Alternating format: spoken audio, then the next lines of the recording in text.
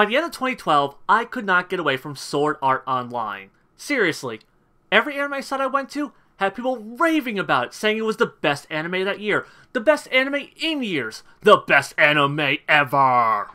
Even all of my anime watching friends were like, it's great, you should totally watch it. And I was like, okay, word of mouth has never let me down before. Well, I guess there's a first time for everything. I was mind blown by how bad SAO was. I mean, the first episode, it set up a really great concept. But after that, it was all downhill. By episode 14, I thought the series was a plot hole-ridden mess with a cop-out ending. And by episode 15, it had just gone full retard, and I just had to stop watching. In all honesty, I couldn't wrap my head around its popularity.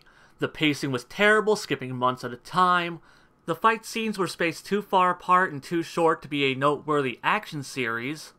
The characters weren't fleshed out or nuanced enough for it to be a good character piece.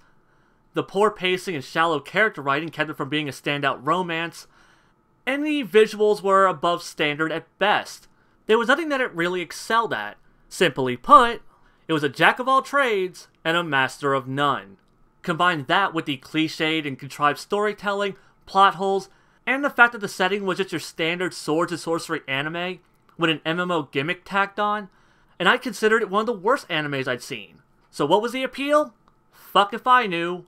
And now with the second season fast approaching, I'm hearing all the hype and praise again. And I still didn't understand why. But then it hit me. Maybe the reasons I hate it are the same reasons everyone else likes it. Let me explain. I mean, I hated Kirito.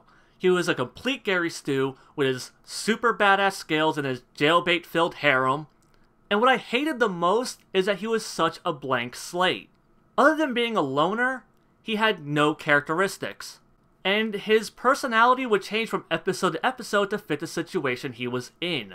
As for Asuna, she started out badass, but due to the time skips and the harem setting, she got no character development, and was later relegated to being a happy little house waifu.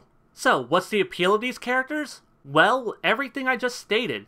Kirito being a blank slate allows the viewers, specifically male ones, to easily imprint themselves onto him. Without any major defining traits, Kirito becomes an avatar for the viewer, so his struggles are now theirs. And when he's depicted as an ass-kicking stud, up to his shoulder in moe anime girl pussy, so are they. And he does all this while playing a video game, something that anyone, excluding amputees, can do, which makes him the perfect wish fulfillment character. As for Asuna, the same things apply for her, but for the female fans. And even their relationship is a payoff for the viewer, because the guys get their perfect little ass-kicking e-waifu, and the girls get their handsome, super cool hero. Even though it may lack in the action it does have looks great. And though I might not be impressed by the animation, I can't argue that it's certainly pretty to look at. As for the pacing, I guess the time skips might actually make less patient viewers feel like they're skipping the boring parts and getting to the good bits. And things like the plot holes and the cop-out ending don't really matter, because for those viewers, it wasn't really about the story. It was about the characters and their personal journey through this digital fantasy setting that those viewers were experiencing vicariously. So now that I understand it, does that mean that I have this newfound love for SAO? Fuck no. I still think it's terrible, but I can at least understand why it's so loved by so many. So, what did you guys think of my assessment of SAO's popularity?